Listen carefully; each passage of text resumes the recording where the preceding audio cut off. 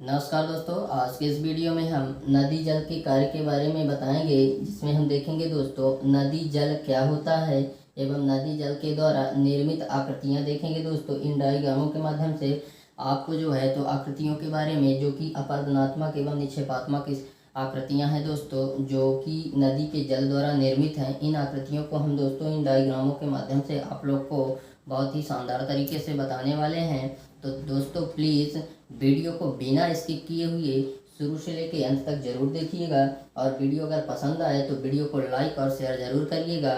तो चलिए दोस्तों बिना किसी देरी के वीडियो स्टार्ट करते हैं, जिसमें हम देख लेते हैं दोस्तों कि जो नदी जल है वह क्या होता है।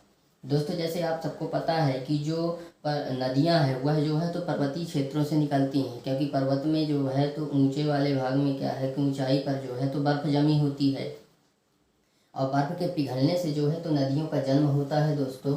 उसी को हम नदी जल बोलते हैं, और उस जल के द्वारा जो उसके प्रवाहित होते समय जो आकृतियां बनती हैं दोस्तों, उन आकृतियों को हम यहाँ डायग्रामों के माध्यम से देखने वाले हैं। तो दोस्तों जो अपर्दनात्मक स्थलाकृति हैं वह अपर्दन से होती हैं। जैसे अपर्दन का मतलब होता है दोस्तों इससे पहले वाले वीडियो में हमने बता रखा है कि जो अपर्दन होता है वह क्या होता है, और जो निक्षेप होता है वह क्या होता है दोस्तों। तो हम यहाँ थोड़ा सा उसको जो है तो बता देना चाहते हैं दोस्तों कि जो अपर्दन है वह किसी चट्टान के टूटे हुए टुकड़ों का क्या हो जाना, प्रवाहित होना, उनका परिवहन होना ही दोस्तों जो है तो अपर्दन कहलाता है। और जहाँ तक निक्षेप की बात करें दोस्तों, तो वही टूटे टुकड़े जिनका अपर्दन हो रहा है दोस्तों, जो मतलब प्रवाहित हो रहे हैं, जो मतलब जिनका परिवहन हो रहा है, जब वो टुकड़े किसी स्थान पे जाके जो है तो जमा हो जाते हैं दोस्तों, उसी को हम निक्षेप कहते हैं।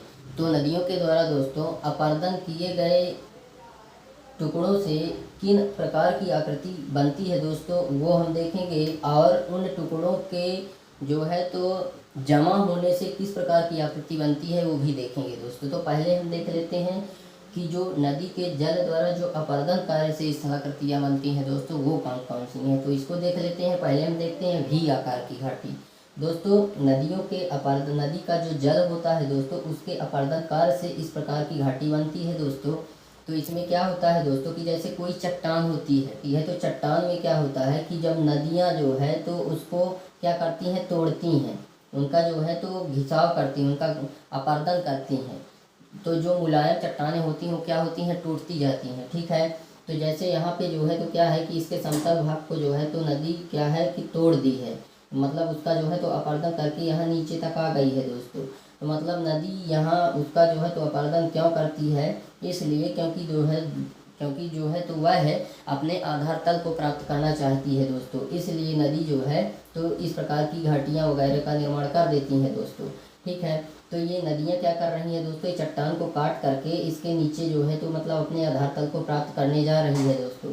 तो यह जो है तो अपने घाटी को ही काटती है दोस्तों। जैसे ये जो बनी हुई है दोस्तों, ये घाटी बनी हुई है, ये घाटी है, ये घाटी है, ये जो भी आकार के भी के शेप में दिख रहा है दोस्तों यह घाटी है। इसी को जो है तो नदी क्या कर रही है, काट रही है। जैसे जैसे वह घाटी को काटते नीचे आएगी दोस्तों, इस प्रकार की आकृति बनती जाएगी। जैसे यहाँ पे जो है तो इतना सारा काटी थी, इस स्थिति में जो आकृति बनी है दोस्तों उसको हम भी आकार की घाटी कहते हैं। नेक्स्ट है हमारा जो गार्ज। दोस्तों जो गार्ज की आकृति होती है वह भी आकार को ही हम जो है तो क्या कहते हैं, गार्ज बोलते हैं दोस्तों।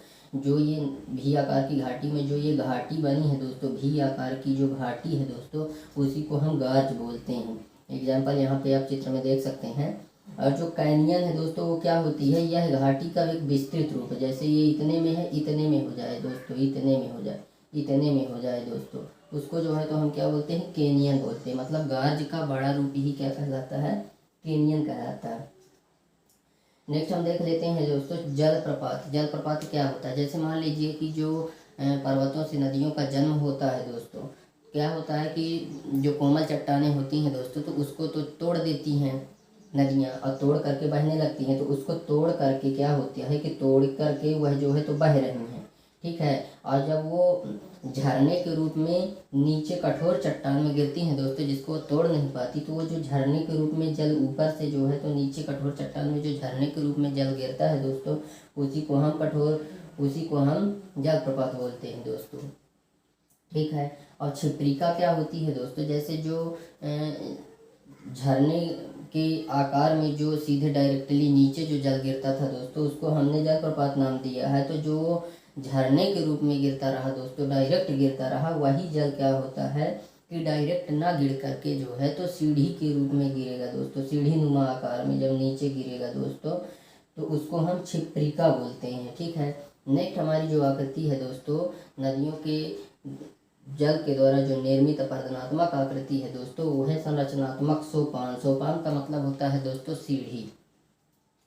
तो दोस्तों कोई ऐसी चट्टान जिस चट्टान में कठोर व मुलायम दोनों प्रकार की चट्टानें हो दोस्तों, जैसे ये वाली जो चट्टान है दोस्तों, ये वाली यह जो है तो कोमल चट्टान है, कोमल या मुलायम जिसको बोलते हैं। ठीक है। और ये वाली जो है तो कठोर चट्टान है। तो दोस्तों जो कठोर चट्टान है और मुलायम चट्टान, यहाँ पे जो मुलायम चट्टान है वो ज़्यादा कटी हुई है दोस्तों। यहाँ पे जब नदी जो है तो इसका अपरदन कार्य करना शुरू की है, अपने आधार तल को पाना चाहती है दोस्तों, इसलिए वह जो है तो क्या करती है, अपने घाटी को काटती है। तो जब उन्होंने इस समतल मैदान को काटना, समतल चट्टान को काटना शुरू किया दोस्तों, तो जो पहली ऊपर परत है दोस्तों वह कोमल वाली मुलायम परत को इन्होंने क्या किया है कि काट दी है नदी। और जो ये कठोर वाली जो परत है दोस्तों, इसको नहीं काट पाई है। ठीक है। उसी प्रकार से फिर मुलायम को काटी है, जैसे ये मुलायम को काटी तो ज़्यादा अंदर घुस गई है, और यहाँ पे कठोर थी तो ये यहाँ पे आ गई है, फिर ये मुलायम थी फिर अंदर घुस गई है। ठीक है। तो मतलब जो नदी की जो इस प्रकार से जो है तो नदी की जो घाटी है दोस्तों, ठीक है, वह घाटी जब सीढ़ी नुमा आकार में बने दोस्तों, ठीक है, उसको हम संरचनात्मक सोपान कहते हैं दोस्तों। ठीक है। और नदी वेदिका क्या होती है दोस्तों, जो वो सीढ़ी नुमा जो नदी की जो घाटी बनी थी दोस्तों सीढ़ी नुमा, उसकी जो मतलब एक सोपान, मतलब एक सीढ़ी, जैसे चाहे ये वाली मान लो चाहे ये वाली मान लो, कोई एक सीढ़ी जो है तो क्या कहलाती है, नदी वेदिका कहलाती है दोस्तों। लेकिन सीढ़ी वो होने चाहिए जिसके द्वारा जो है तो नई घाटी और पुरानी घाटी, यानी कि नया सोपान और पुराना सोपान जहाँ से क्या होता है अलग होते हैं।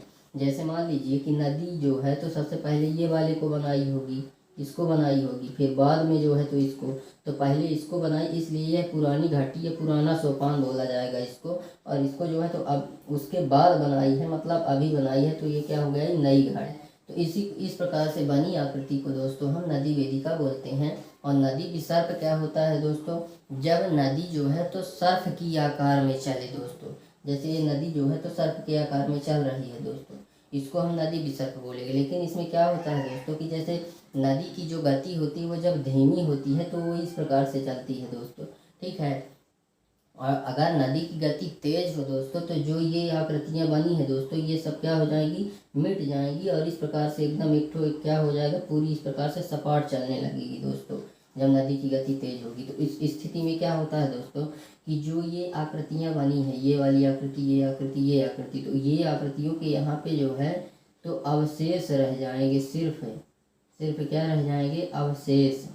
और वो भी क्या, जल से मग्न होंगे दोस्तों, और पूरे में जो है तो क्या है, जल बहने लगेगा दोस्तों। क्या बहने लगेगा, जल बहने लगेगा। उस प्रकार से बनी आकृति को दोस्तों हम नदी विसर्प कहते हैं। नेक्स्ट है जो दोस्तों की नदी के जल के द्वारा जो अपरदनात्मक स्थलाकृति है दोस्तों, वो है संप्राय मैदान। जैसे लीजिए कोई एक पर्वत है दोस्तों, तो नदियों का जन्म पर्वतों से ही होता है। तो जब पर्वत से नदी बहती है दोस्तों, जैसे ये पर्वत है, पर्वत से नदी बह रही है, ठीक है, तो क्या होता है कि जब नदी बहती है, कहीं की भी बात हो, अगर नदी जहाँ बहेगी तो अपरदन कार्य करेगी।